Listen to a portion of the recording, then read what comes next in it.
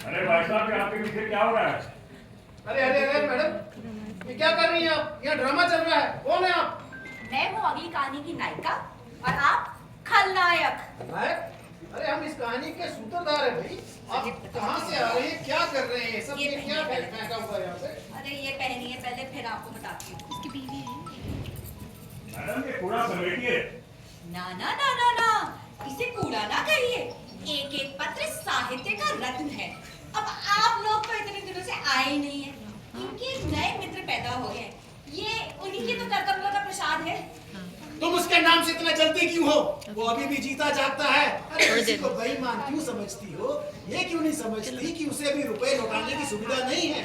और फिर अगर 200-400 रुपए किसी मित्र के हाथों डूब भी जाए तो रोना क्या? ऐसों को अगर मित्र कहते हैं तो मैं नहीं समझती कि शत्रु किसे कहते होंगे। देखिए जनाब, इन औरतों का दिल ना बहुत ही छोटा होता है। अच्छा, औरतों का दिल छोटा होता है, ये क्यों नहीं कहते कि उल्लू बना दिया? ऊपर से लेकर चलाते हो। दाल गिर जाने पर तुम्हें भी सूखा पसंद है, इसमें कोई आश्चर्य नहीं है। साफ साफ क्यों नहीं कहते? दगाबाज था, लंपट था। बस मेरा इससे तुम्हारा और कोई झगड़ा नहीं है। देखो, ये बात तो मैं तुम्हारी बिल्कुल नहीं मान सकता। तुम्हें माननी पड़ेगी। अपोलो की ऑडियंस आ गई है, अपोलो की सब स्टाफ मेंबर्स आ गए। दर्शकों, मैं आप सबको जज बनाती हूँ।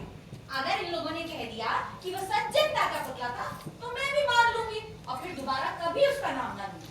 लेकिन अगर इनका फैसला मेरे अनुकूल हुआ, तो लाला तुम्हें उसे अपना बहनोई कहना पड़ेगा। ये तो बताओ कि वो था कौन? इन्हीं से पूछिए, बहनोई था इनका। सच बताओ ना। देखिए, वो एक साहित्य सेवी था। बेचारा मुसीबत का मारा यहाँ आ पड़ा था, और उस वक्त ये भी उसे भैया भैया कहती थी। वो मैं तुम्हारी खातिर। मैं सोचती थी लेख लिखते हैं, व्याख्यान देते हैं, साहित्य के बड़े मर्मज्ञ बनते हैं, तो कुछ तो आदमी पहचानते होंगे। लेकिन नहीं। अब बोलो ना। हाँ, बोलता हूँ, सब कुछ बोलूंगा, सच सच बोलूंगा। देखिए, कोई 2 साल से ज्यादा हुए होंगे। एक दिन मेरे पास एक पत्र आया। नमस्कार भाई साहब, मैं करुणाकर जोशी, साहित्य सेवा का अभिलाषी हूँ।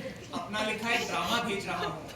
यदि आप इसकी भूमिका लिखते हैं तो सदा कृतज्ञ रहूंगा। जोशी का लिखा हुआ ड्रामा मुझे बहुत सुंदर लगा, इसलिए मैंने उसकी भूमिका में नहीं लिखा। फिर 1 सप्ताह के बाद एक पत्र और आया। इस बार लेख भेज रहा हूँ, कृपया इसे अपनी पत्रिका में प्रकाशित कर दीजिए। जोशी का वो लेख भी मुझे बहुत अच्छा लगा, इसलिए मैंने उसे अपनी पत्रिका में प्रकाशित भी किया। पत्राचार आगे बढ़ा तो मालूम हुआ कि जोशी एक बहुत बड़े बाप का बेटा है। मेरे पिताजी दहेज की लंबी रकम लेकर मेरा विवाह कराना चाहते हैं। ऐसी दशा में सिवाय घर से भागने के और क्या करता। ठोकरे खाता खाता मैं प्रयाग आ गया। अब आप लोग ही बतलाइए, ऐसे आदमी से भला सहानुभूति ना होती? एक मासिक पत्रिका के संपादकीय विभाग में जगह पा गया हूँ। अब ये पत्र पाकर मुझे कितना संतोष और आनंद हुआ, ये मैं बता नहीं सकता। पत्र का स्वामी जरा सी देर हो जाने पर दिन भर की मजदूरी काट लेता है, बात बात पर घुड़कियां जमाता है, पर मैं सब कुछ सहकर भी अपने काम में लगा रहता हूँ। अरे ऐसे सत्याग्रही वीर से भला किसे स्नेह ना होता। आज मालिक का व्यवहार मेरे लिए असह्य हो गया, सो मैंने इस्तीफा दे दिया। मैंने बंबई जाकर अपनी किस्मत आजमाने का निश्चय किया है। मेरा दृढ़ संकल्प है कि अपने घर वालों के सामने हाथ न फैलाऊंगा। हालांकि 3 दिन से मुझे भोजन नहीं मिला है। उस समय मेरी आत्मा ने मुझे बहुत धिक्कारा, लेकिन खैर फिर कई दिन के बाद बंबई से एक पत्र आया। एक साप्ताहिक पत्रिका के संपादकीय विभाग में जगह पा गया हूँ। अब जोशी के लेख उस साप्ताहिक पत्रिका में निकलने लगे। कितने सजीव और कितने विचारों भरे लेख थे वो।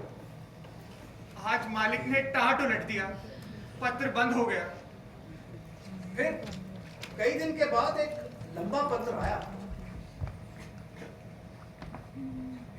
एक जर्मन एजेंसी मुझे नौकरी देने को तैयार है, अगर तुरंत 100 रुपए की जमानत दे सके। लेकिन 100 रुपए कहां से लाऊं? अब जिंदगी से तंग आ गया। आत्महत्या करने के सिवा और कोई उपाय नहीं सूझता। संयोग से उस वक्त मेरी जेब में कुछ रुपए मौजूद थे। मैंने देवी जी की सलाह ली और वो भी खुशी खुशी राजी हो। मैंने तुरंत तार से 100 रुपए जोशी को भिजवाए और जोशी के उस पत्र को तो मैं कभी भी नहीं भूलूंगा जो चौथे दिन मुझे धन्यवाद के रूप में मिला। 100 रुपए में उससे कहीं अच्छा पत्र मिल सकता था। पर जोशी प्रसन्न था। प्रसन्न क्यों ना होता, कमरे में एक चिड़िया जो फंस गई थी। ऐसा है, या तो मुझे कहने दो या तुम कह लो, ये बीच में मत बोलो।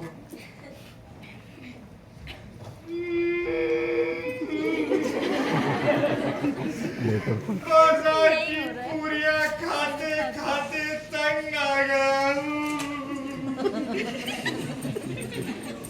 कुछ दिन मुरादाबाद आकर आपकी सेवा में रहना चाहता हूँ। अब जोशी के इस पत्र का मैं जवाब लिखने लगा। अरे भाई जोशी, अपना काम तो मन लगाकर करो और लगी हुई रोजी तो बिल्कुल मत छोड़ो। ये मैं अपने पर्सनल तजुर्बे से बता रहा हूँ। प्रणाम। आप? मैं करुणाकर जोशी। करुणाकर जोशी, अरे मैं तो तुम्हें ही पत्र लिख रहा था। अच्छा, क्या लिख रहे थे? तुमको जाने दो। बैठो। हाँ। मैं तो जोशी के ठाट बाट देखकर दंग रह गया। फिर भी तो न चेते। मुझे तो उसे इस छोटे से घर में ठहराते ही भी संकोच हो रहा। आते ही श्री चरणों में सर तो रख दिया था, और क्या करते। Order order. अदालत की प्रतिष्ठा ये कहती है कि अभी तो आप चुपचाप सुनती रहिए। जब आपकी बारी आए तो जो चाहे कहिएगा। आपके दर्शन की बड़ी जोशी, एक बात बताओ, तुम कहीं नौकरी से इस्तीफा देकर तो नहीं आए? अरे नहीं, अभी तो छुट्टी लेकर आया हूँ। अभी तो इस महीने का वेतन भी नहीं मिला। मैंने लिख दिया है, यहाँ के पते से भेज दिया। अब जोशी को रात को मैंने इसी कमरे में सुलाया और अगले दिन एक होटल में प्रबंध कर। अब आप लोगों को तो मालूम है कि होटल वाले पेशगी रुपए लेते हैं और रुपए बेचारे जोशी के पास थे। मैंने अपनी जेब से 30 रुपए होटल वालों को दे दिए। ये समझा कि जोशी का वेतन आएगा तो मैं रुपए ले लूंगा।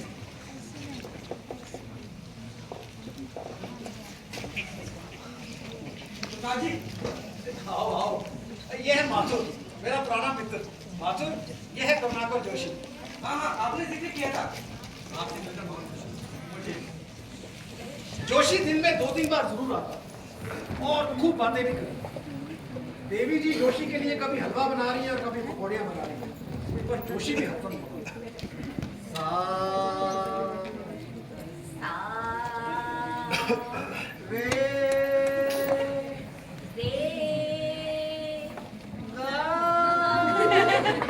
और तो और देवी जी ने जोशी को अपना म्यूजिक मास्टर तक बना लिया। तो क्या मुफ्त में हलवा और पकौड़ियाँ बना के खिलाती? गा। अब इन सब बातों में 1 महीना और गुजर गया पर जोशी का वेतन ना आया।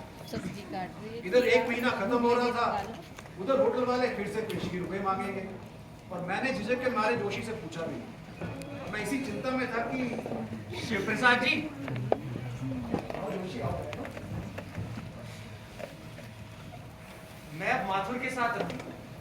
बेचारा गरीब आदमी, मैं अगर 20 रुपए महीना भी दे दूंगा तो उसकी मदद हो जाएगी।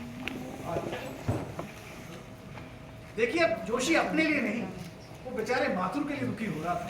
जब ही माथुर की भांजी पर डोरे डाल रहा था। ऐसा है, अब आप ही कह दीजिए जो कहना है, हम कुछ नहीं कहेंगे। अरे भाई साहब, आप तो बार-बार में तुरंत जाते हैं। क्या आप समझते हैं कि मैडम की ये फुलझड़ियाँ हमें अपने न्याय पर विचलित कर देंगी? और मैडम प्लीज, भगवान करे कि ये बीच-बीच में ये टोके मत। शिव प्रसाद, आओ बैठो बैठो बैठो। मेरा एक मित्र है, बैरिस्टर है, उससे माथुर की भांजी जग्गो के विवाह की बात कर रहा हूँ, वो भी बिना दहेज के। लेकिन आज उसके मकान का 2 महीने का किराया देना होगा। तुम्हारे पास एक 30 रुपए हो तो दे दो। माथुर के छोटे भाई का वेतन कल परसों तक आ जाएगा, तो तुम्हें मिल जाएंगे। मुझे जोशी को इनकार करने का साहस ना हुआ, मैंने रुपए दे दिए। ये भी तो बताओ, वो रुपए मेरी बहन ने बर्तन खरीद कर भेजने के लिए भेजे थे। थैंक यू शिव प्रसाद। शिव प्रसाद,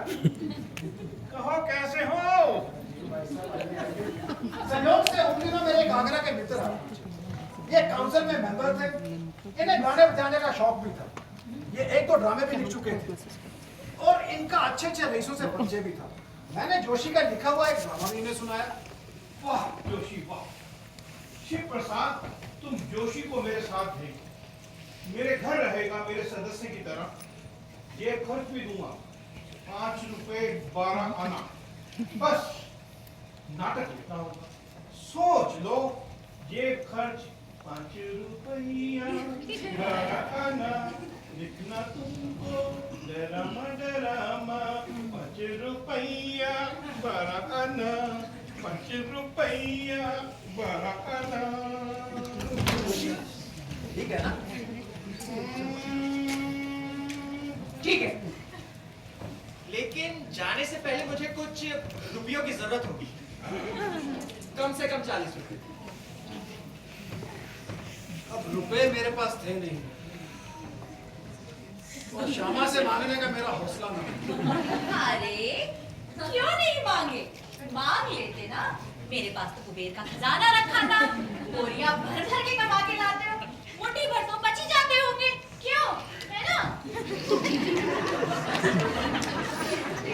मैंने जैसे तैसे रुपयों का इंतजाम किया और दे दिए, उन्हें ले लिया।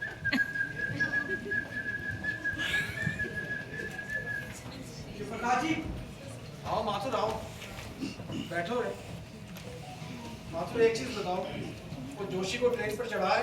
हाँ हाँ तुमने तो चढ़ा है। जोशी बड़ा मोहब्बती आदमी है। इतने सारे लोग रो रहे हैं, मालूम ही नहीं होता था कौन गहरा आदमी है। हमारे से बेटे की तरह बात करता था, मैंने तो भाई की तरह बात करता था, बड़ा भगनसीब आदमी है। नहीं तो जिसका बाप 2000 रुपये माहवार कमाता हो, कोई मारा मारा अपने दार्जिलिंग में उनकी 2 कोठियां हैं। जोशी मुझे वहाँ ले जाना चाहता है, कहता है तुम होटल की एजेंसी खुलवा दूंगा। अरे वाह माथुर, बहुत बहुत बधाई हो यार। Thank you thank you. अब माथुर की बातें सुनकर मुझे भी आशा बन चली। आपकी जोशी को वेतन मिलेगा तो मेरे रुपए तो दे देगा। मैंने हिसाब लगाकर देखा